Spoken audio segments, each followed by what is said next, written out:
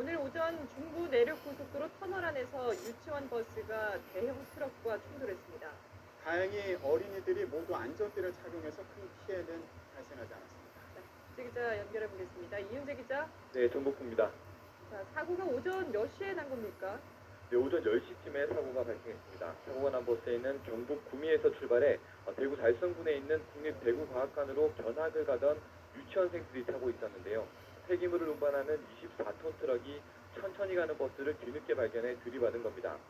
당시 터널에는 장마철을 앞두고 배수로를 정비하는 공사가 진행되고 있어 2차선이 통제됐는데 화물차 운전자 50살 유모 씨가 선행하는 버스를 제때 발견하지 못해 사고가 난 것으로 추정됩니다. 사고가 난 것이 터널 내부인데다 유치원생들이 타고 있어 자칫 대형 사고가 아닐까 하는 우려가 컸는데요. 다행히 트럭도 속도를 줄이던 상황이었고 어린이들이 모두 안전띠를 하고 있어 인명피해는 크지 않았습니다. 버스에는 유치원생 44명과 인솔교사 3명, 운전기사 등 모두 48명이 타고 있었는데 유치원생 1명이 입술을 조금 다쳤고 또 1명은 어지러움을 호소해 인솔교사와 함께 병원으로 옮겨졌습니다. 나머지 어린이 46명과 교사 등은 예정했던 대로 견학을 진행한 것으로 알려졌습니다. 또 사고가 난 이후 일대 1km 구간의 정체가 빚어졌지만 사고 수습이 마무리되고 30여 분 정도 지난 뒤 정상 소통됐습니다. 경찰은 화물차 운전자 유 씨와 유치원 버스기사 56살 이모 씨를 상대로 정확한 사고 경위를 조사하고 있습니다. 지금까지 전국구에서 YTN 이윤재입니다.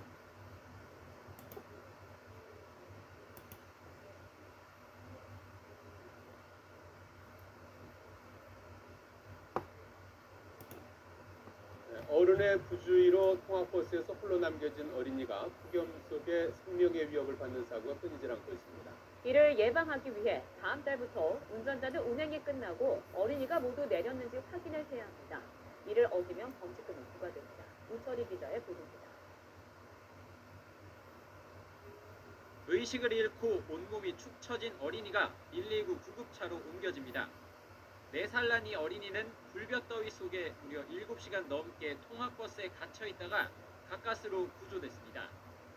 지난 2월에도 7살 여자 어린이가 통학버스에서 30분 동안 갇혀있다가 울음소리를 들은 행인신고로 구조됐습니다. 이처럼 반복되는 통학버스 사고를 막기 위해 다음 달부터 새로 바뀐 법이 적용됩니다. 어린이 통학버스 운행을 마친 뒤 운전자는 어린이가 모두 내렸는지 확인해야 하고 이를 어기면 범칙금 12만 원에 벌점 30점이 부과됩니다. 기존에는 사망이라든지 부상이라든지 이런 결과가 나왔을 때만 운전자에게 책임을 물을 수 있었는데 앞으로는 이런 결과가 나오지 않더라도 운전자한테 처벌이 가능해지는 측면이고요. 주차된 차량을 들이받고도 나몰라라 도망가는 이른바 주차장 뺑소니범에게는 범칙금이 부과됩니다. 주정차된 차량을 파손하고 이름과 연락처 같은 인적사항을 제공하지 않다가는 12만 원의 범칙금을 물어야 합니다. 이와 함께 다음 달부터 오토바이 등 이륜차로 인도를 주행하거나 운전 시 보행자 보호 의무를 지키지 않은 경우도 과태료 7만 원이 부과됩니다. YTN 우철입니다.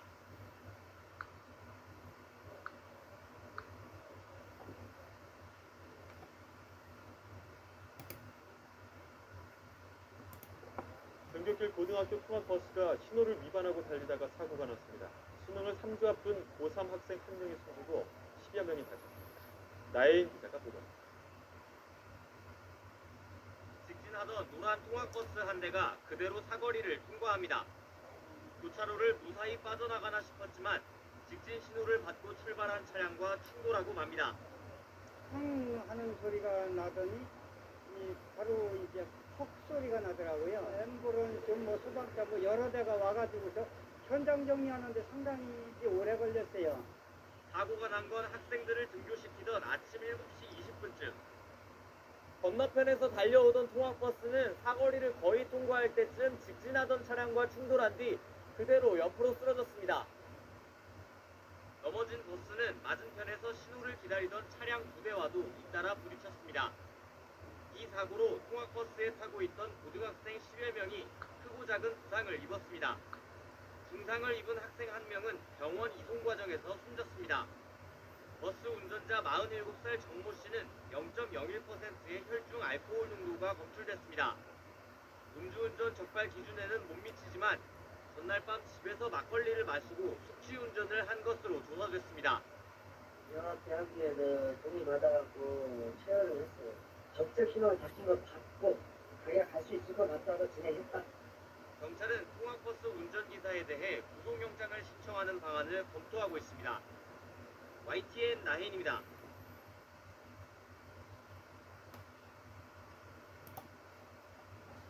오늘 오전 충주에서 덤프트럭과 승합차가 부딪혀 6명이 숨지고 2명이 중상을 입었습니다. 희생자는 대부분 5, 60대의 여성으로 잔디 조경 작업을 위해서 골프장으로 출근하던 중 참변을 당했습니다. 사건 사고 장동우 기자입니다. 승합차의 측면이 형체를 알아볼 수 없을 정도로 찌그러졌습니다. 가스라장으로 변한 차량 내부와 주변 도로 위 파편, 사고 당시 상황을 짐작케 합니다. 충북 충주시 K골프장 입구에서 벌어진 이 사고로 58살 김모 씨 등 여성 6명이 숨졌고 2명이 크게 다쳤습니다. 피해자 대부분은 50대에서 60대 여성으로 사망자 가운데는 중국 교포 허모 씨도 포함됐습니다. 이들은 용역업체 직원들로 잔디 조경 작업을 위해 승합차를 타고 인근 골프장으로 출근하던 중 변을 당했습니다. 경찰 관계자는 덤프트럭과 승합차가 전멸 신호 사거리에서 서로 직진해 주행하다가 사고가 난 것 같다고 말했습니다.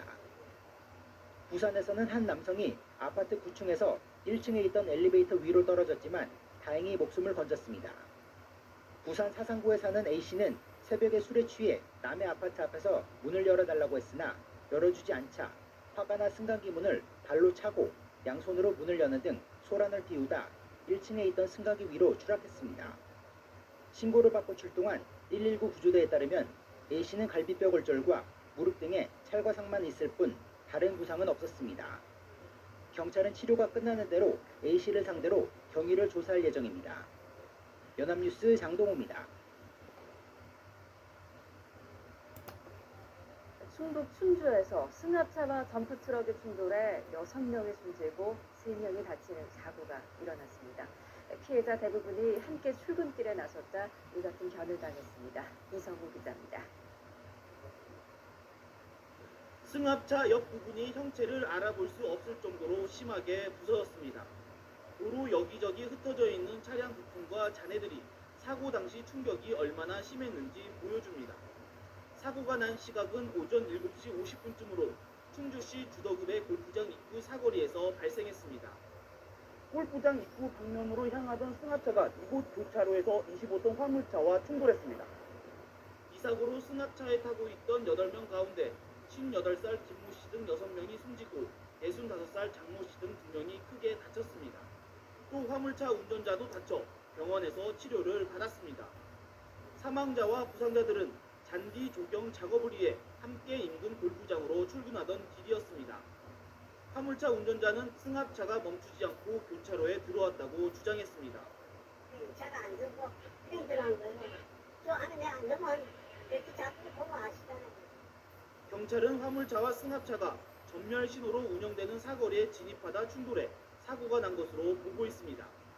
그 적색 전멸등과 황색 전멸등 아니면 가속이라든가 좀 더 통해서 조사를 할 것입니다. 경찰은 사고 차량에 블랙박스 등이 설치돼 있지 않아 시뮬레이션 등을 통해 사고 원인을 분석할 예정입니다. YTN 이성우입니다.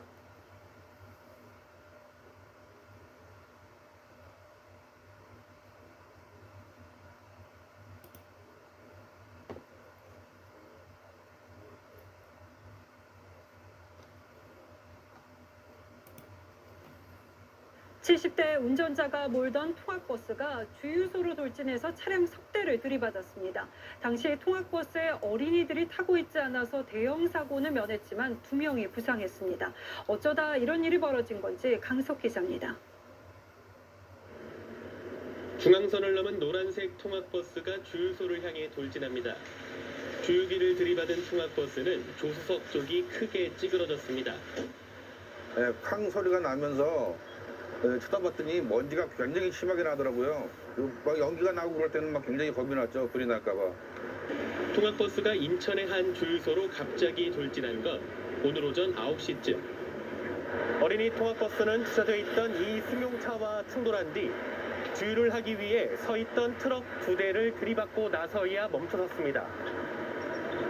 이 사고로 통학버스 운전자 70대 A씨와 주유를 하고 있던 트럭 운전자 등 2명이 다쳤습니다. 사고를 낸 통학버스에는 어린이들이 타고 있지 않아 다행히 대형 사고로 이어지진 않았습니다.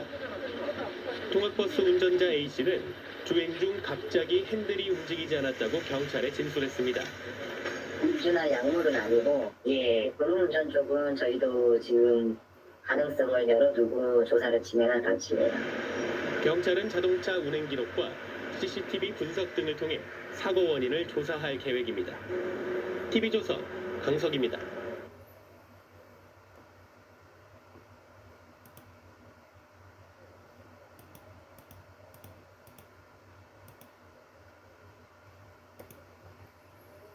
네 살 어린이가 불볕더위에 유치원 버스에 갇혀 의식불명에 빠진 사건과 관련해서 경찰이 관련자들을 다시 불러 조사하고 있습니다. 네, 통학버스 사고 예방 지침을 지키지 않은 경위를 집중 추궁하고 있습니다. 네, 취재기자 연결합니다. 이승배 기자.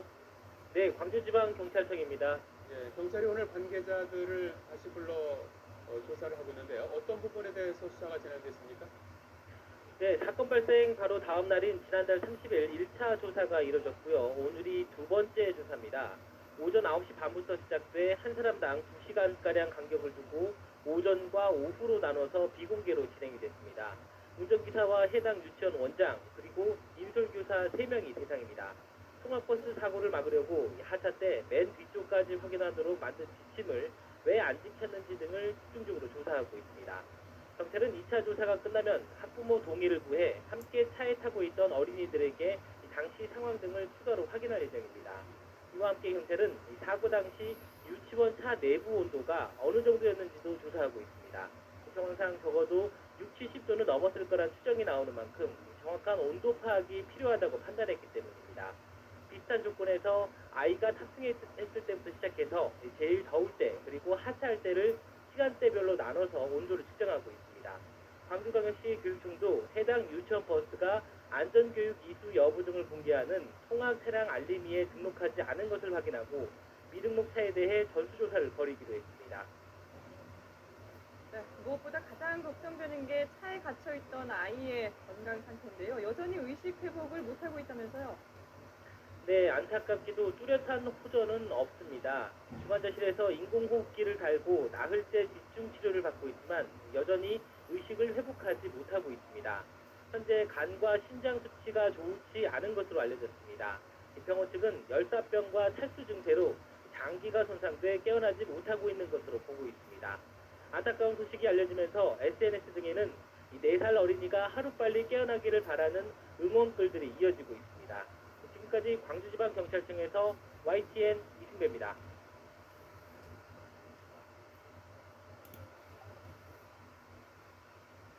어린이집 버스가 인도를 덮쳐 보행자 2명이 숨지고 10명이 다쳤습니다. 버스 운전사는 급발진이라고 주장하고 있습니다. 이성호 기자입니다. 어린이집 버스 한 대가 중앙선을 넘어 빠른 속도로 도로를 역주행합니다. 역주행하던 버스가 인도로 돌진하자 길을 가던 사람들이 놀라 황급히 몸을 피합니다. 인도를 지나친 버스는 도차로에서 우회전하던 차량 등 3대와 잇따라 충돌합니다. 사고가 난 시각은 낮 12시 10분쯤 어린이집 버스가 인도로 돌진해 보행자 3명을 덮쳐 85살 당무 할머니 등 노인 2명이 숨지고 1명이 다쳤습니다. 역주행하던 사고버스는 인도로 타고 넘어가 보행자들을 친 뒤 길 건너편 도로에서 멈춰섰습니다. 또 버스와 차량에 탑승하고 있던 57살 김모 씨 등 9명도 다쳐 병원에서 치료를 받고 있습니다. 소리가 좀 크게 나니까 여기 있는 분들이 소리 때문에 몸 반응적으로 흩어졌는데 그들은 목주저신 분들 이제 좀 나이대가 있으셔요. 할머니 같은 분들 찢었거든요. 이 어린이집 버스는 등하교 시간에는 원아들을 태우지만 낮에는 다른 목적으로 사용돼 사고 당시에는 교회 신자 4명이 탑승하고 있었습니다. 사고 원인과 관련해 버스 운전사는 급발진 때문에 사고가 났다고 주장했습니다. 경찰은 운전사가 차량 결함을 주장하고 있어 정확한 사고 경위를 밝히기 위해 국립과학수사연구원의 정밀 분석을 의뢰할 계획입니다. YTN 이성호입니다.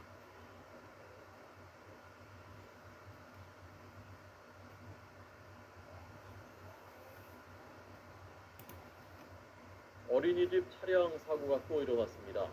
통학 차량이 수도 아래로 떨어지면서 교사 그리고 학생 10여 명이 다쳤습니다. 우철희 기자 연결됐습니다. 우 기자 나오십시오. 네, 사회부입니다. 네, 어떻게 하다가 일어난 겁니까? 네, 사고가 일어난 건 오늘 오전 9시 40분쯤입니다. 경기도 고양시 풍동에 있는 한 어린이집 앞에서 일어난 건데요. 이 어린이집 통학 차량인 25인승 버스가 경사진길에서 뒤로 미끄러지면서 2.5m 수로 아래로 굴러 떨어졌습니다. 이 사고로 차 안에 있던 어린이와 교사, 운전기사 등 모두 14명이 다쳐서 병원으로 옮겨졌습니다. 경찰 조사 결과 사고 당시는 통학버스가 어린이집에 도착해서 원생들이 하차를 하던 상황이었는데요. 핸드브레이크를 태웠지만 알 수 없는 이유로 버스가 뒤로 밀리면서 사고가 일어난 겁니다. 경찰은 비교적 큰 부상을 입은 운전기사 58살 김모 씨가 회복되면 정확한 경위를 조사할 방침입니다. 네, 아직 이 사고가 부주의인지 왜 그런지 이유는 아직 조사되지 않았습니다만은 세리미법 어린이집 통학 차량 안전기준 강화하는 법이 시행된 지 2달 되지 않았습니까? 네, 그렇습니다. 앞서 세리미법은 지난 1월 말에 본격 시행됐습니다. 차량에 탄 아이들의 안전띠 착용과 보조교사 탑승, 운전자 등의 안전교육을 의무화하는 내용 등을 담고 있습니다. 오늘 사고가 난 버스의 경우에는 지난해 11월에 이미 정식으로 신고된 통학 차량입니다. 또 당시 보조교사도 타고 있었고요. 통학 차량 운전기사와 어린이집 원장 모두 안전교육도 이수한 것으로 확인이 됐습니다. 하지만 실제로 세리미법 시행 이후에도 관련 사고가 계속되고 있습니다. 지난달 11일 경기도 광주시 초월읍에서는 4살 이모군이 자신이 다니던 어린이집 통학 차량에 치여 숨졌습니다. 또 지난 1일에도 경기도 수원시 금곡동에서 어린이집 통학 차량과 승용차가 부딪혀서 교사와 원생 3명이 부상을 당했고, 이에 앞서 경기도 용인에서도 태권도장 승합차를 타고 가던 6살 여자 어린이가 갑자기 문이 열리면서 도로로 떨어져 숨지기도 했습니다. 지금까지 사회부에서 YTN 우철입니다.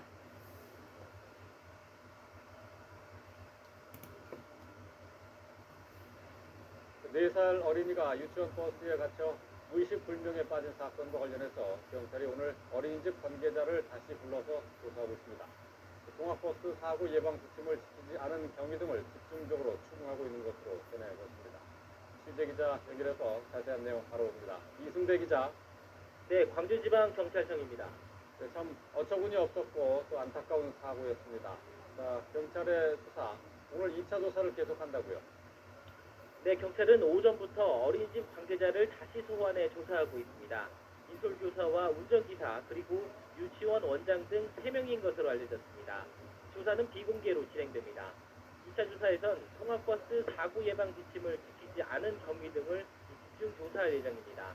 통학버스 방치 사고를 막기 위해 직접 맨 뒤쪽까지 확인하도록 지침을 만들었는데 전혀 지켜지지 않은 것으로 드러났기 때문입니다.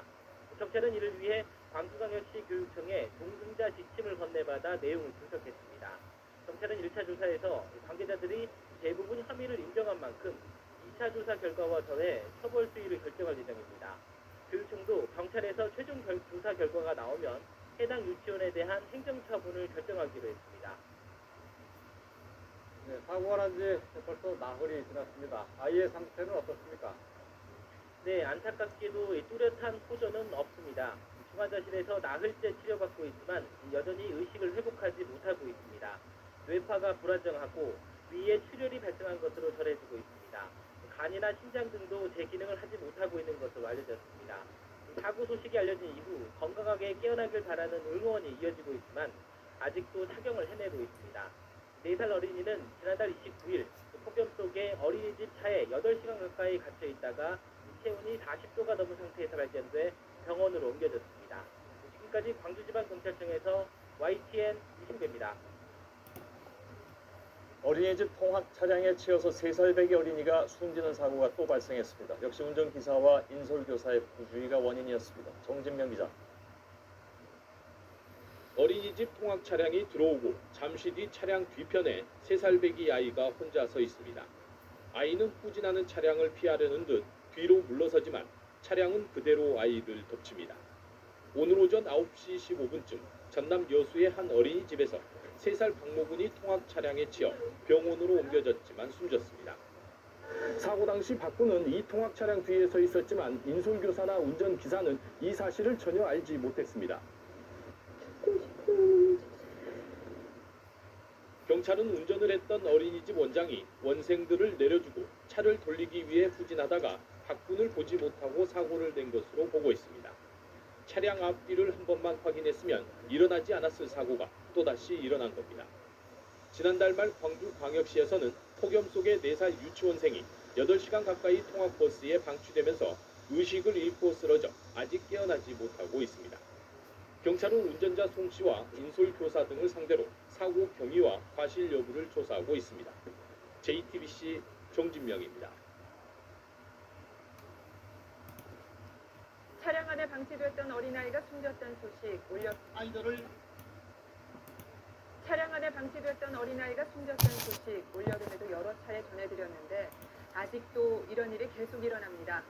부산에서 3살 여자아이가 어린이집 통학 차량에 2시간 동안 방치됐다가 다행히 구조됐습니다. 송성준 기자입니다.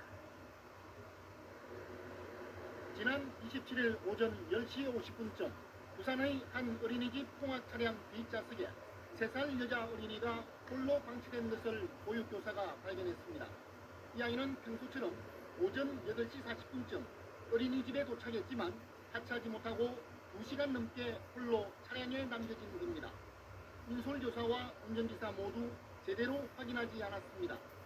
어린이집은 이 아이가 10시간 넘도록 병원하지 않자 어머니에게 전화와 문자를 보냈고 아이를 차에 태워 보냈다는 말에 그때서야 차를 살펴보고 아이를 발견했습니다. 차에 갇혀 있었어, 안전벨트가 안 열렸어, 그런 얘기를 듣고 차량 관련자들 전화를 하고 물어봐도 계속 아니라고 거짓말로 계속 대응을 해서 다행히 이날은 비가 많이 내리고 기온이 높지 않아 인명피해로 이어지지 않은 것으로 경찰은 보고 있습니다.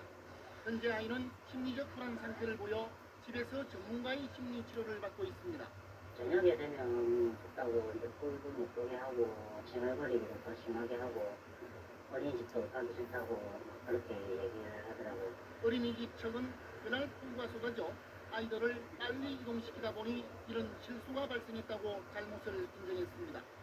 경찰은 인솔교사와 운전기사, 어린이집 원장을 입건해 조사할 예정입니다. SBS 송승준입니다. 네, 벌써 일주일째 한낮에는 밖에 그냥 서 있는 것조차 힘든 찜통 더위가 이어지고 있습니다. 아이들은 조금 더 신경을 써야겠죠. 어제 경기도 동두천에서 어린이집 통원 차량에 7시간 넘게 방치됐던 4살 아이가 숨진 채 발견됐습니다. 김민정 기자의 보도입니다. 어제 오후 4시 50분쯤 경기도 동두천시의 한 어린이집 차량에서 4살 김모 양이 숨진 채 발견됐습니다. 김 양은 오전 9시 40분쯤 다른 원생 8명과 함께 통원 차량을 타고 어린이집에 도착했지만 미처 차에서 내리지 못한 것으로 파악됐습니다. 어린이집 교사는 오후 4시가 넘어서야 김 양의 엄마에게 아이가 왜 등원하지 않았냐고 문자를 보냈고 정상적으로 어린이집에 갔다는 부모의 연락을 받은 뒤 뒤늦게 어린이집 차 안에서 숨진 김 양을 발견했습니다. 해당 어린이집 버스입니다. 피해 아동은 7시간 만에 맨 뒷좌석에서 쓰러진 채 발견됐습니다. 어제 동두천시의 낮 최고 기온은 32.2도로 평년보다 4.6도나 높았습니다. 어린이집 관계자는 경찰 조사에서 김 양이 차 안에 남아있는 줄 몰랐다고 진술했습니다. 경찰은 어린이집 담임교사와 통원 인솔교사가 따로 있어 김 양이 없어진 사실을 뒤늦게 파악한 것으로 보고 있습니다. 유치원 와서 내릴 때 선생님이 애들 한 명씩 다 할 거 아니야. 그거 얼마나 더웠어. 얼마나 더웠어. 그 생각을 하면 진짜 짜증나고 못 이기나. 저 500m로 막 심장이 터질 것 같아 지금. 경찰은 국립과학수사연구원에 부검을 의뢰하는 한편 당시 아이들을 인솔한 교사와 어린이집 차량 운전기사를 불러 자세한 사고 경위를 조사하고 있습니다. SBS 김민정입니다.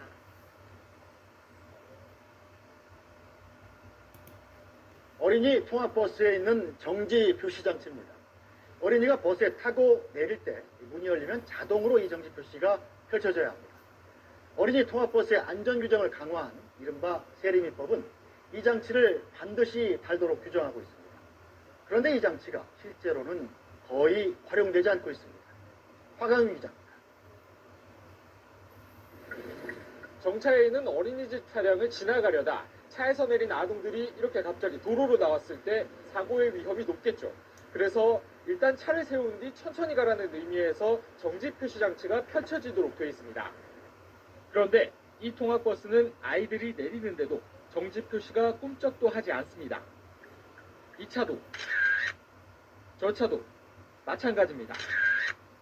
운전자들이 작동 버튼을 아예 꺼둔 겁니다.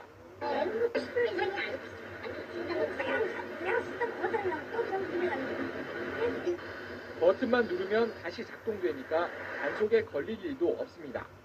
요즘은 항상 바꿔야 된다가 아니라 어린이가 사고 낼 때 동기해야 한다고 돼 있다고 해서 불법이라고 말하기는 좀 어렵지 않나. 저희는 항상 저희한테 그리고 반드시 피고 등겨야 되고.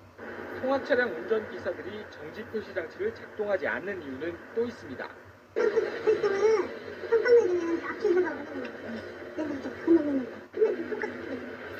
실제로 정지 표시를 펼쳐도 정차하거나 서행하는 차들을 찾아보기가 어렵습니다. 범칙금 10만 원에 벌점 30점을 부과받게 되지만 단속당하는 경우도 거의 없습니다. 펼치지 않는 것뿐만 아니라 그 차량들의 그 주의 의무를 단속을 해야 된다. 지난해 8월 경기도에서는 학원 버스에서 내려 귀가하던 8살 초등학생이 앞지르던 차에 치여 숨졌습니다. SBS 화강민입니다.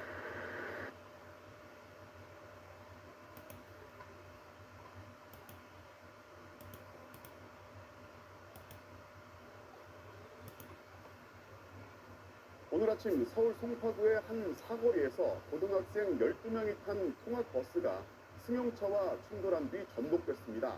이 사고로 수능을 앞둔 고3 학생 1명이 숨졌습니다. 버스기사는 학교에 늦어서 신호를 위반했다고 진술했습니다.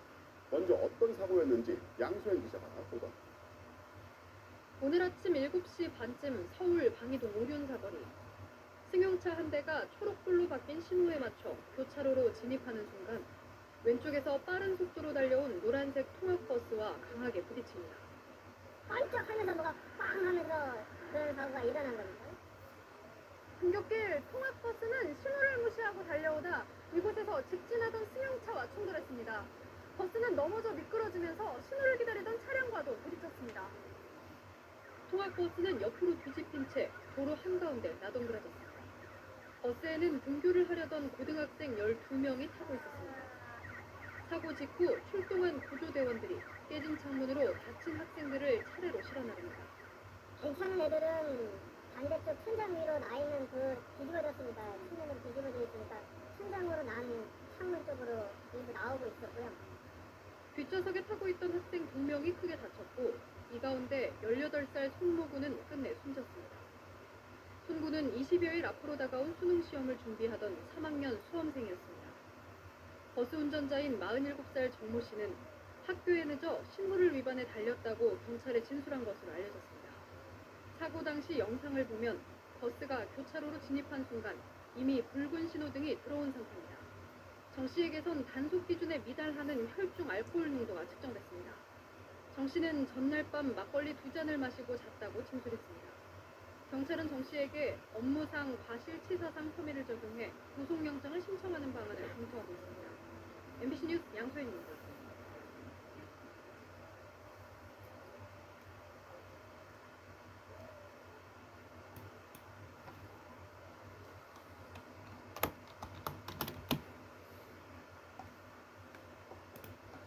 오늘 아침 빗길을 날리던 통근 버스가 도로 밖으로 떨어지는 사고가 났습니다. 운전자가 숨지고 차에 타고 있던 산업체 직원 17명이 크고 작은 부상을 입었습니다. 나금동 기자가 보도합니다. 전주 군산간 자동차 전용도로 가드레일이 심하게 찌그러졌습니다. 오늘 오전 7시 50분쯤 40인승 통근버스가 길 옆 가드레일을 들이받았습니다. 버스에는 한 업체의 출근길 직원 17명이 타고 있었습니다. 사고가 난 버스는 이곳 가드레일을 들이받고 수십 미터를 더 가다가 결국 도로 밖으로 떨어졌습니다. 사고가 난 버스는 버스 유리가 산산이 부서졌고 앞범퍼는 온데간데 없이 사라졌습니다. 사고 충격이 어느 정도였는지 짐작해야 합니다. 이 사고로 운전자 68살 A씨가 병원으로 옮겨졌지만 숨졌습니다. 또한 버스에 타고 있던 3명이 중상, 14명은 경상을 입고 치료를 받고 있습니다. 블랙박스도 지금 분석하고 있고 속도도 지금 가속인지 그런 것도 보고 있고 여러 가지를 다 보고 있어요. 경찰이 정확한 사고 경위를 조사하고 있는 가운데 전주기상지청은 사고 당시 시간당 5mm 안팎의 비가 내리고 있었다고 밝혔습니다. JTB 뉴스 나금동입니다.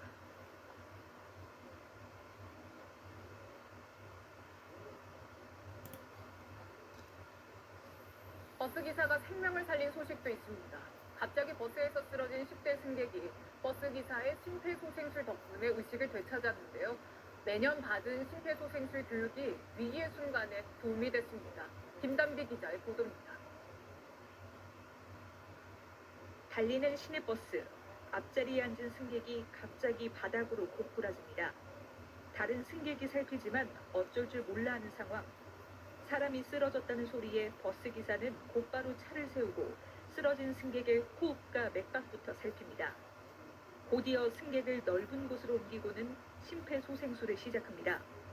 혀가 말리고 호흡을 못하다 보니까 그냥 있으면 119 대원이 도착하기 전에도 혹시 잘못될 수 있을 거라는 생각 때문에 일단 제가 배운 그대로 가슴 정중앙을 찾아서 심폐소생술을 시행하게 됐습니다. 주변 승객들에겐 119 신고와 함께 쓰러진 승객의 팔다리를 주물러 달라고 요청했습니다.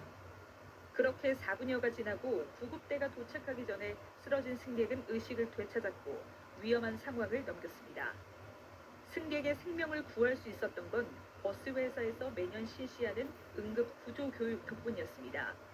매년 심폐소생술 교육을 받는데 지난달 15일날 오전 근무를 마치고 심폐소생술 강사분이 와서 심폐소생술을 가르쳤고 실제로 그 심폐소생 인형을 가지고 와서 몇 기사분들을 실습도 하고 이 버스 회사의 다른 버스 기사도 지난 10월 버스에서 쓰러진 50대 승객에게 심폐소생을 실시해 소중한 생명을 구했습니다. 채널A 뉴스 김담비입니다.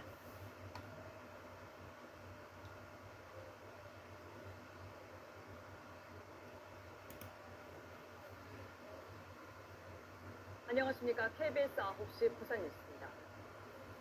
주변에 있는 누군가가 의식을 잃고 쓰러진다면 당황할 수밖에 없을 텐데요. 얼마 전 부산의 한 시내버스에서 이런 일이 있었습니다. 버스에 탔던 기사와 승객들이 힘을 모아 쓰러진 승객을 구하고 1분 30초의 기적을 썼습니다. 보도에 정민국입니다. 도로를 달리는 시내버스 안.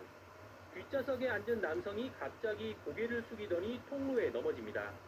놀란 승객들의 다급한 외침에 기사는 버스를 길가에 세우고 쓰러진 남성에게 다가가 상태를 살핍니다. 가슴에 이렇게 손을 이렇게 들어오는 모으고 이렇게 경직이 되어 있는 상태였고 눈은 뜨고 있었지만은 의식은 없었던 것 같아요. 호흡 자체가 아예 안 되고 있었어요. 위급한 상황 속에 기사와 승객들이 남성을 평평한 버스 바닥에 눕힙니다. 그리고 기사는 심폐소생술을 시작하고 다른 승객은 119와 통화하며 응급처치 상황을 전달합니다. 계속되는 가슴 압박에 기사가 지쳐갈 무렵 이번에는 다른 승객이 심폐소생술을 이어받습니다. 모두가 초조해진 순간 심폐소생술을 시작한 지 1분 30초쯤이 지나 쓰러진 남성의 의식이 돌아왔습니다. 119 구급차가 도착하기 전까지 이른바 골든아워를 지킬 수 있었던 건 한 달 전 받은 심폐소생술 교육 덕분이었습니다. 교육 과정 중에서는 정말 나한테 이런 일이 생기겠나 이렇게 당연하게 좀 생각했었는데 교육을 이렇게 들은 게 되게 상당히 많이 도움이 됐다 이렇게 생각합니다. 이를 계기로 버스 회사도 응급처치 관련 교육을 앞으로 더 지원하기로 했습니다. 버스를 운행하다 보면 돌발 상황에 대처하는 부분은 매우 중요합니다. 그 부분에서 언제 어디서든 어느 상황에서도 대처할 수 있게 이렇게 교육을 부산 버스 운송사업조합은 침착한 심폐소생술로 1분 30초의 기적을 이끈 버스 기사에게 포상할 예정입니다. KBS 뉴스 정미규입니다.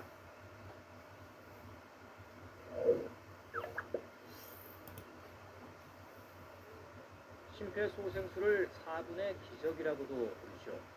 운행 중이던 시내버스 안에서 70대 남성이 심정지 상태로 쓰러졌는데 소중한 생명을 살린 건 평소에 심폐소생술을 배운 대학생들이었습니다. 손민주 기자가 보도합니다. 시내버스 좌석에 앉아있던 한 남성이 승무 쪽으로 몸이 천천히 기울더니 바닥으로 고꾸라집니다. 승객들이 당황하며 어쩔 줄 몰라 하는 사이 한 여성이 119에 신고합니다. 그 사이 남성 2명이 심폐소생술을 시작합니다. 번갈아가며 가슴 압박을 반복하는 사이 다른 승객들은 쓰러진 남성의 팔과 다리를 주무릅니다. 이들의 심폐소생술은 119가 도착할 때까지 10분 가까이 이어졌습니다. 심정지 상태였던 남성은 78살 할아버지. 승객들의 발빠른 대처로 병원 이송 중에 의식을 회복했습니다. 심폐소생술 정확하게 하고 계셨고요. 저희 이때까지 우리 산소 공급하면서 마사지를 통해서 그래서 저희들이 살 수 있는 영역거리가 된 것 같아요. 심정지 환자의 골든타임은 4분. 승객들이 남성을 이곳에 눕혀 심폐소생술을 하기 시작하기까지 걸린 시간은 단 2분이었습니다. 골든타임이 그게 정말 가장 중요하잖아요. 심폐소생술은. 근데 그 시기를 진짜 학생들이 이제 도와줬다는데 그래서는 너무 감사해요. 급박한 상황에서 침착하게 심폐소생술을 한 승객은 대학생들이었습니다. 평소 배운 응급처치법을 실천에 옮긴 겁니다. 제가 배웠던 심폐소생술은 다리뼈가 부러져도 세게 해야 한다고 배웠어가지고 살려야겠다라는 생각만 했던 것 같습니다. 광주 서부소방서는 이 승객들을 소중한 생명을 살린 시민 인증인 하트세이버로 추천할 예정입니다. KBS 뉴스 손민주입니다.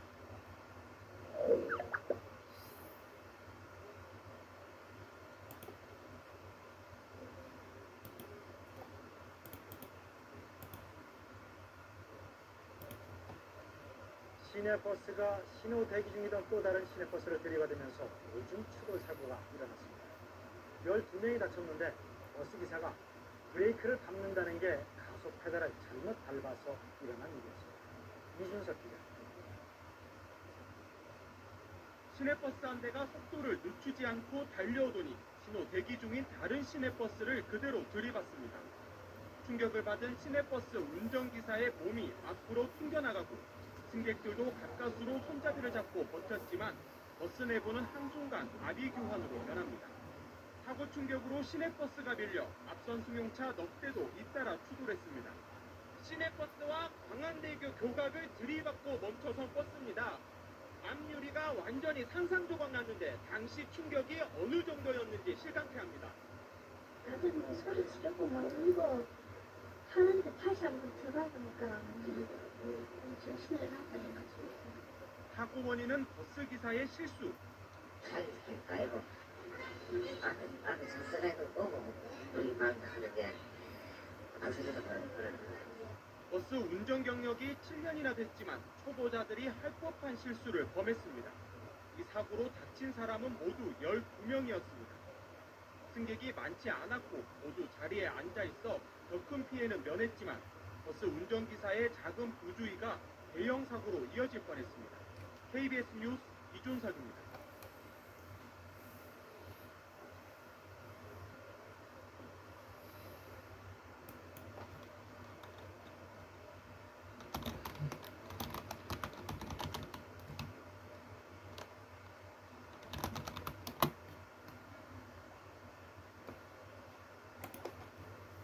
이렇게 돈에 눈이 멀어 아버지를 살해하는 사람도 있지만 귀갓길을 포기하고 남을 돕는 마음 따뜻한 사람들도 있습니다. 늦은 밤 시내버스 안에서 한 승객이 의식을 잃었는데 버스기사는 노선을 바꿔 곧장 병원으로 향했고 그 사이 승객들은 심폐소생술을 해 생명을 구했습니다. 이성진 기자입니다. 시내버스에 탄 20대 남성의 목이 갑자기 뒤로 꺾입니다. 발작 증세로 의식을 잃었습니다. 버스기사 43살 임태규 씨가 119에 신고했지만 승객들은 기다리지 말고 병원으로 가자고 말했습니다. 어떤 승객 한 분께서 응급차가 언제 올지 모르니까 병원에 옮기는 게 낫지 않겠냐 그래서 임 씨도 뜻을 같이 했습니다. 승객 2~3명은 달리는 버스 안에서 심폐소생술을 했습니다. 승객들이 병원으로 가자는 데 동의해 버스기사는 비상등을 켜고 달려 약 10분 만에 병원에 도착했습니다. 노선을 벗어났지만 승객들은 환자부터 보살폈습니다. 또 다른 승객은 병원에 미리 전화를 해 응급 의료진을 대기시켰습니다. 쓰러졌던 20대 남성은 다행히 건강을 회복했습니다. 1시간 이내에 나중에는 잘 걸어서 귀가를 하셨었어요. 버스 승객들과 운전기사의 현명한 판단이 이웃의 목숨을 건졌습니다. 저도 가만히 있어가 될 게 아니다. 그 생각이 동조가 된 겁니다. 승객분한테 너무 감사드리고. 승객 20여 명은 환자를 병원에 옮긴 뒤 각자 집으로 돌아갔습니다. TV조선 이성진입니다.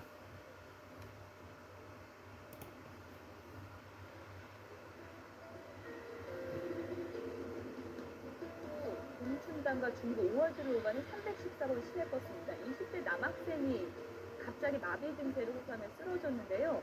실내 거울을 통해서 이 모습을 본 14년차 버스기사 전덕성 씨가 버스를 세우고 이렇게 달려가서 막 이게 주무르고요. 심폐소생술도 이렇게 시행을 해서 다행히 119가 오기 전에 이 청년이 이렇게 깨어날 수 있었던 일이 있었다고 합니다. 또 한 사례를 볼까요? 지난 10월 31일에 있었던 일인데요. 오전 8시 10분쯤에 중구청 인근을 지나던 613번 버스에서요. 20대 여성 승객이 갑자기 이렇게 내리다 쓰러졌다고 합니다. 버스기사 정 씨가 119와 이렇게 통화를 하면서 이거 어떻게 해야 됩니까? 라고 하면서 지시에 따라서 응급조치를 취했고요. 잠시 후 도착한 119 구조대에 의해서 인근 병원으로 이송돼서 치료를 받았고요. 그리고 이제 승객이 좀 치료가 잘 돼서 다행이었던 것 같습니다. 그런데 이제 한 가지 눈여겨봐야 되고요. 이게 대전 시내버스 운전자들 사이에서 이런 미담이 이제 계속 나오고 있는 것 같아요. 지금 각 지역에서 심폐소생술에 대해서 굉장히 교육을 지속적으로 많이 하고 있는 것 같습니다. 그러다 보니까 이게 이런 사건, 사고가 일어났을 때 갑작스럽게 대비하려면 이미 훈련이 되어 있는 사람들이 이게 자연스럽게 나오는 것이거든요. 그래서 운전기사 분들이 이런 부분에 있어서 훈련이 돼 있다 보니까 사건, 사고에 굉장히 빠르게 대처를 한 것 같습니다. 그런데 예전에 운전기사분들의 이런 미담이 심폐소생술만 있는 것이 아니고 얼마 전에 소방기를 비켜주자는 그런 훈련을 했었는데 그곳에서도 대전 시내 운전사들이 자발적으로 길을 터주고 그리고 내려서까지도 승용차를 길을 터주는 운전을 그런 연습을 하는 걸 봤는데 그만큼 요즘에는 좀 대전 시내 운전기사들의 미담이 굉장히 뉴스에 많이 나오는 것 같습니다. 심폐소생술 교육을 좀 체계적으로 시킨다고 그러고요. 그리고 이제 시민을 구한 그 기사들에게는 6개월 동안 5만 원 친절상 있다고요. 그리고 해외여행 우선권까지 준다고. 그렇죠. 그런 혜택이 굉장히 필요한데 그 전에 역시 평상시에 그런 교육이 얼마나 중요한지를 이 깨달을 수 있는 사례가 된 것 같고요. 저도 몇 차례 그런 교육을 받았었는데요. 그를 통해서 병원까지 이송하는 시간에 만일의 경우 그런 심폐소생술을 통해서 최소한의 응급조치를 해줬을 때 생명을 살릴 수 있다는 것. 더군다나 버스가 멈춰섰을 때 한 명의 승객도 이탈하지 않고 주변에서 혹시라도 도움이 되기 위해서 다 시민들이 지켜보고 있었다는 거거든요. 다시 말해서 우리 대한민국 이 국민들의 따뜻한 시민정신 그리고 평상시 이런 위기 상황에 대비하는 훈련들이 있다는 것이 대전 시내버스 기사를 통해서 나타나는데 이것이 전부가 아마 저는 우리나라 어디나 마찬가지라고 생각합니다. 대신에 좀 더 철저하게 사전에 이렇게 교육하고 훈련을 하고 또 서로 배려하는 이런 것들이 된다면 그리고 뭐 이런 친절 수당이라든가 더 많은 자발적인 마음이 생길 수 있도록 그런 뭔가 선포와 비슷한 성과까지는 아니더라도 함께 할 수 있는 그런 가능성을 제도적으로 많이 만들어준다면 우리 사회가 좀 더 따뜻한 그리고 또 이런 좋은 미담들이 넘쳐나는 사회가 될 것 같습니다. 저희가 뭐 사건 사고 일이 전해질 때 이른바 골든타임 놓쳐서 생명을 잃는 안타까운 일이 참 많은데요. 대전 지역이 아니라 다른 지역 버스업체들도 이런 것이 좀 확산됐으면 하는 바람이 듭니다. 지금까지 이현종 문화일보 논설위원, 김홍구 경기대 경영교수, 그리고 배승희 변호사 세 분이었습니다. 고맙습니다.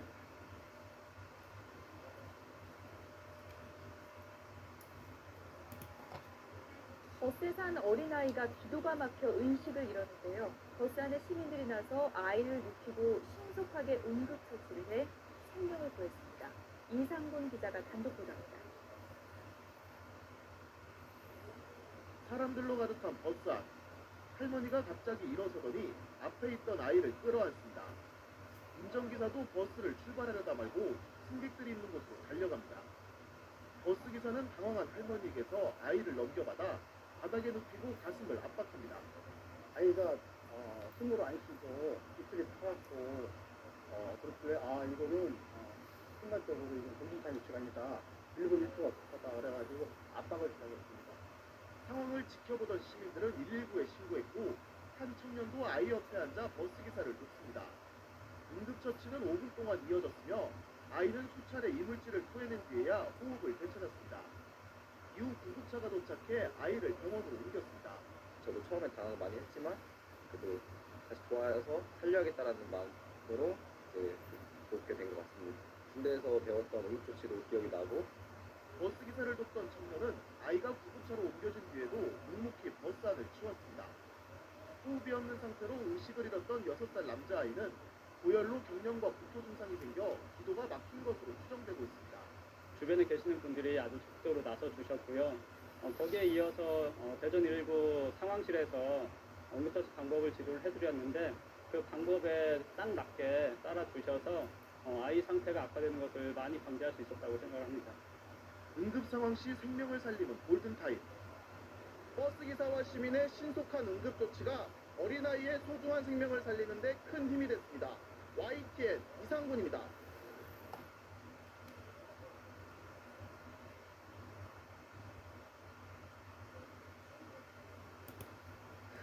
매일같이 터지는 사건 사고에 곧 세상이 무너질 것만 같지만 따뜻한 소식도 있습니다. 지하철 승강장에서 한 남성이 심장마비로 쓰러졌는데요. 기적 같은 일이 벌어졌습니다. 구자준 기자입니다. 분홍색 옷을 입은 여성이 의식을 잃고 쓰러진 남성의 가슴을 압박합니다. 주변 시민들이 지켜보는 사이 스마트폰 불빛으로 동공 상태를 확인하는 여성. 1분 정도 지났을까 호흡이 없던 남성 숨을 쉬기 시작합니다.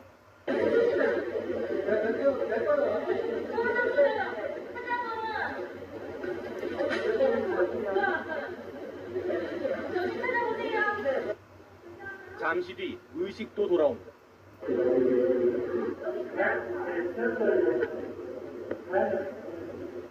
50대 남성이 쓰러진 건 열차가 막 도착했을 무렵. 마침 열차에서 내린 여성이 남성을 발견하곤 심폐소생술을 시작한 겁니다. 여성은 야간 근무를 마치고 퇴근하던 간호사였습니다. 차갑고 축축한 피부에 맥박도 안 뛰시고 동공도 살짝 풀려 있는 게 전형적으로 이제 심장이 멈췄을 때 나타나는 증상들이셨었거든요. 신고 접수 8분 만에 소방 구급대가 도착했는데 심정지 환자를 살릴 수 있는 골든타임은 통상 4분 안팎입니다. 간호사는 주위에 있던 시민들 덕분에 떨지 않았다고 말합니다.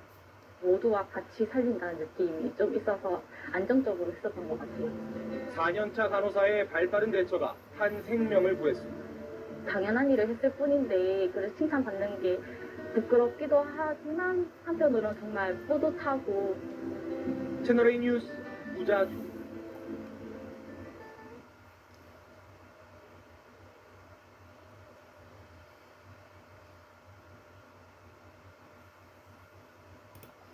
길가에서 심장마비로 쓰러진 60대 남성이 주변을 지나던 여학생의 심폐소생술로 목숨을 건졌습니다. 간호사를 꿈꾸는 이 학생은 사고 당일 학교 축제에서 다른 학생들에게 심폐소생술을 가르치고 나오던 길이었습니다. 안동준 기자입니다. 흰색 패딩을 입은 남성이 비틀거리며 걷더니 그대로 도로 위에 쓰러집니다. 몇몇 시민들이 남성을 그냥 지나치는 사이 길거리를 지나던 학생 4명이 남성에게 다가갑니다. 이리저리 상태를 살피더니 한 학생이 주저없이 심폐소생술을 시작합니다. 얼마 후 구급차가 도착하고 남성은 들것에 실려 병원으로 이송됩니다. 길거리에 쓰러진 남성은 인근에서 호텔을 운영하는 백천규 씨. 평소 신고 전을 알아오던 천 씨는 갑자기 심장마비 증상이 발생해 이곳에 그대로 쓰러졌습니다. 골든타임인 4분 안에 심폐소생술을 실시한 덕에 천 씨는 다시 눈을 뜰 수 있었습니다. 지나가던 행인이 심폐소생을 해가지고 그 골든타임을 놓치지 않았다. 네, 만약에 그때 그걸 하지 않았으면 아마 돌아가셨을 거다라고 말씀하셨습니다. 천 씨를 살린 건 인근 고등학교에 다니는 여학생 4명. 학교에서 축제가 끝나고 친구들과 함께 놀러 가던 중에 쓰러져 있던 천 씨를 발견하고 자신도 모르게 달려갔습니다. 누워있는 자세도 이상했고 약간 발작 같은 걸 일으키는 게 보여서 저희가 먼저 다가가 봤는데 이제 그러니까 이제 마스크를 벗겨보니까 이제 입술도 파라셨고 약간의 거품도 물고 계셨어서 천 씨에게 주저없이 심폐소생술을 실시한 학생은 간호사를 꿈꾸며 보건의료 동아리에서 활동해온 김혜민 양. 사고 당일 김 양은 학교 축제에서 이태원 참사를 계기로 심폐소생술을 알려주는 부스를 운영했는데 때마침 쓰러진 천 씨를 발견한 겁니다. 심정지라고 예상을 했고 애들이 뒤에서 이제 할 수 있다고 한번 해보자고 복도다져가지고 이제 심폐소생술을 할 수 있었던 것 같아요. 그래도 몇 분이 이렇게 도와주셔서 이제 힘없고 같이 심폐소생술하고 같은 상황이 또 생겨도 망설임 없이 환자를 구할 거라는 학생들. 학생들의 따뜻한 마음은 한겨울 추위 속에도 빛났습니다. YTN 안동준입니다.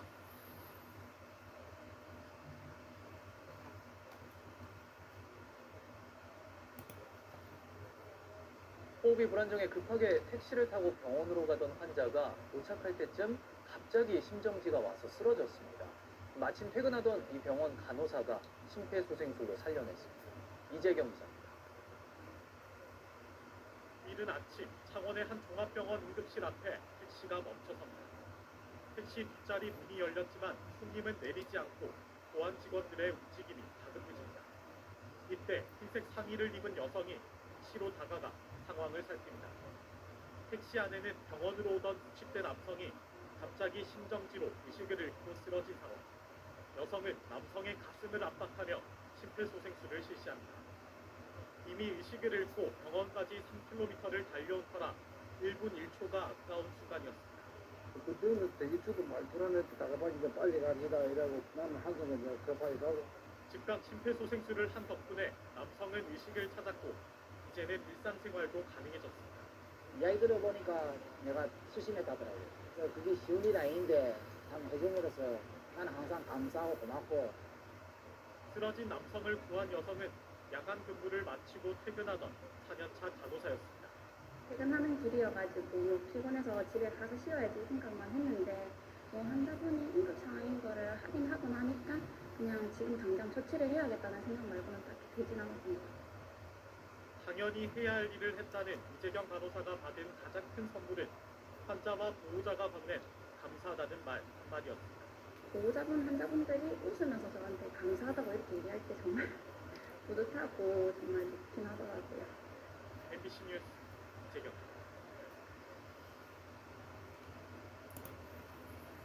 출근길 버스에서 70대 노인이 급성 심근경색을 일으켜 갑자기 의식을 잃는 일이 있었습니다. 그런데 때마침 이 버스를 타고 출근하던 대학병원 의료진이 다른 승객과 함께 심폐소생술을 실시해 기적을 만들었습니다. TJB 이수복 기자입니다.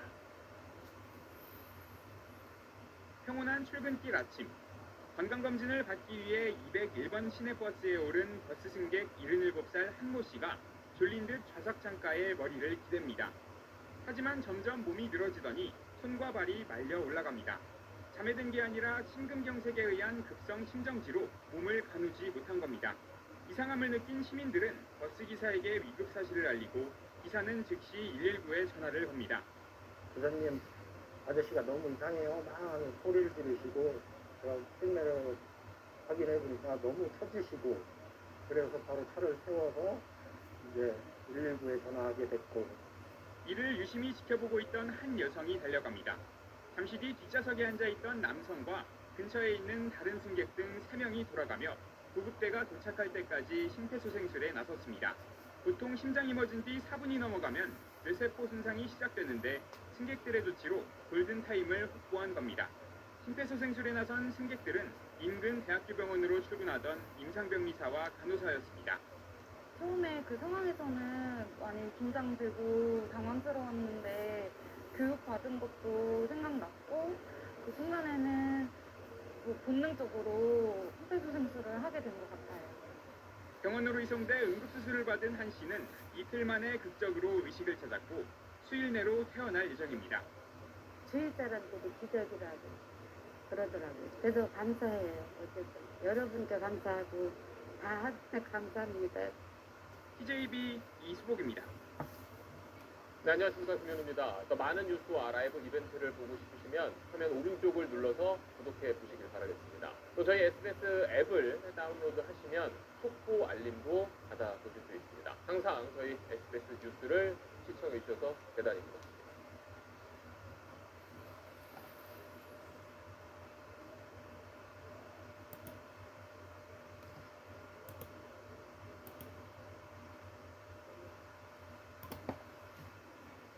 출근길 버스 안에서 의식을 잃고 쓰러진 승객이 운전기사의 침착한 응급처치 덕분에 목숨을 건졌습니다. 노약자가 많이 타는 노선이라 미리 심폐소생술을 배워뒀다고 합니다. 박수진 기자입니다. 버스기사인 박명규 씨는 일주일 전 새벽 5시 반 평소처럼 운전대를 잡고 가다 깜짝 놀랐습니다. 자리에 앉아있던 한 남성이 갑자기 옆으로 넘어지더니 급기야 의식을 잃고 의자 아래로 쓰러진 겁니다. 이 상태에서 차가 한 서너 정거장을 갔어요. 가니까 이게 분명히가 내려올 거 아니에요, 이렇게. 급히 차를 세운 박 씨는 쓰러진 승객을 바닥에 눕히고 심폐소생술을 시작했고 신고를 받고 출동한 119 구급대원이 오기까지 5분간 응급조치를 멈추지 않았습니다. 저희가 도착하기 전에 그 기사님께서 도와주시지 않으셨으면 그 공백 기간이 있잖아요. 그동안 사고가 올 수도 있는 상황이었고 바깥으로 의식을 되찾은 승객은 병원으로 옮겨졌고 일주일 만인 오늘 퇴원했습니다. 죽으려는 걸 기사님 때문에 그러지만 반을 살았다고 봐야지. 박 씨는 지난해 9월부터 소방서에서 정기적으로 실시하는 심폐소생술 교육을 받아왔습니다. 저희 노선에 노인분들이 많으세요. 노약자분들이. 그 노인분들의 사고가 많이 발생이 될 수 있기 때문에 바쁜 일정 속에서도 짬을 내 교육을 받아온 이유는 한 가지입니다. 만약에 내 가족을 살렸을 때는 어땠을까? 내 가족을 잃었을 때는 어땠을까? 그게 제일 컸습니다. SBS 박수진입니다.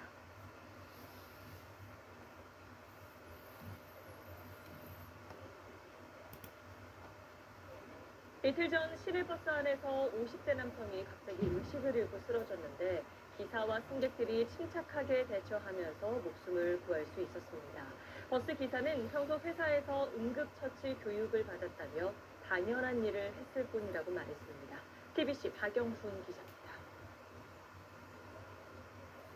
모자를 쓴 남성 승객 A씨의 머리가 힘없이 축 늘어진 뒤 버스 바닥으로 쓰러집니다. 바로 옆 승객이 지체 없이 일어나 A씨의 상태를 살핍니다. 쓰러지신 거니까 안 좋은 예감이 들었었죠. 직감이. 환자 상태를 봐야 되지 않겠나 싶어서 일단 똑바로 눕히고. A씨가 쓰러진 뒤 15초 뒤 버스 기사인 65살 우중구 씨가 달려옵니다. 우 씨는 망설임 없이 심폐소생술을 하고 승객도 A씨의 팔과 다리를 주물러 응급처치를 돕습니다. 또 다른 여성 승객은 휴대전화로 119에 구급차를 요청합니다.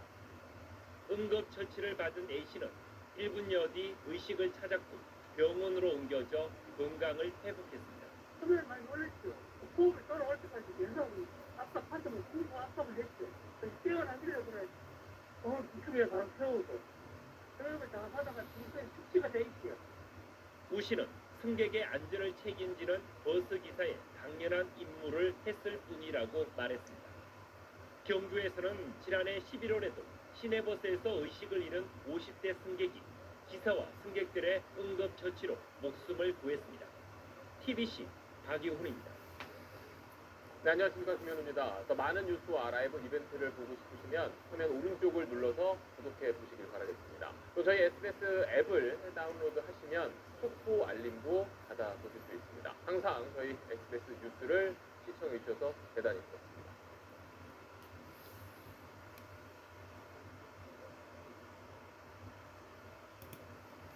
네, 도로 위를 달리는 MG 버스 기사, 부천에서 시내버스를 운전하는 김혜원 씨와 함께 이야기 나눠보겠습니다. 어서오세요. 안녕하세요. 네, 저희가 버스 기사님이라고 소개를 해드렸는데 지금 정확히 어떤 버스 운행을 맡고 계세요? 경기 부천 지역에서 12-1번 운행하는 김혜영입니다. 그럼 구체적으로 그 부천에서 어떤 동네 노선을 지금 맡고 계신 거예요? 부천 오정동에서 소사동 가는 12-1번 운행을 하고 오정동에서 소사동 그러면 보통 이제 버스 운전을 할 때 몇 시에 출근하고 몇 시에 퇴근하세요? 이게 주 야간이 있거든요. 네. 주간에는 새벽 3시 반에 출근하고 14시에 퇴근하고 또 야간은 14시에 출근해서 막차 하면 뭐 새벽 12시, 1시까지 네, 이렇게. 그러면 하나의 노선을 두 분이서 이제 맡아서 교대로 네네네네. 하는 거예요? 그러면 오늘은 이제 쉬는 날이라서 오시는 건가요? 네, 맞아요. 일주일에 그러면 이렇게 쉬는 날이 며칠 정도 있어요? 이게 회사마다 다른데 네. 저희 회사는 딱 망원이 24개여가지고 6일 정도 있습니다. 한 달에 6일. 한 달에 6일이요? 네. 그럼 일주일 거의 내내만 6일 이렇게 일하는 수 있거든요? 네네네네. 그래서 오늘 또 소중한 쉬는 날에 나오신 만큼 김혜원 씨의 얘기 많이 들어보도록 하겠습니다.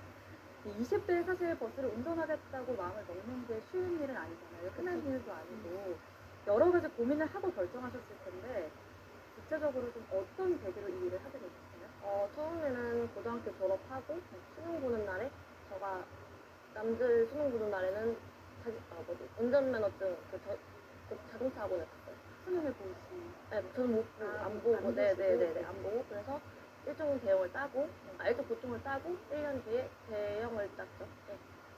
그러면 이제 그 운전면허 대형을 보겠다고 마음 먹게 된 계기는 어때요? 계기는 저희 아빠의 권유로 알게 된 거예요.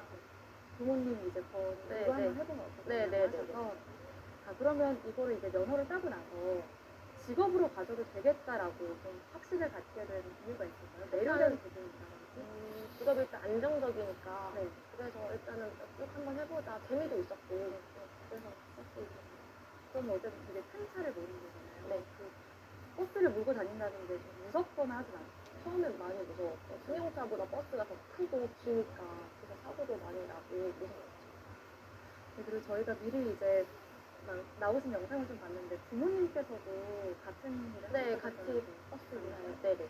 엄마랑은 지금 같이 일하고 있습니다.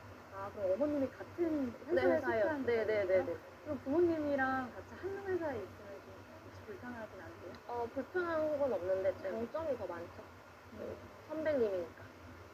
그러면은 약간 다른 분들이랑 생활할 때는 그 회사 안에서 선배님이라고 그쵸. 집에서 먹는.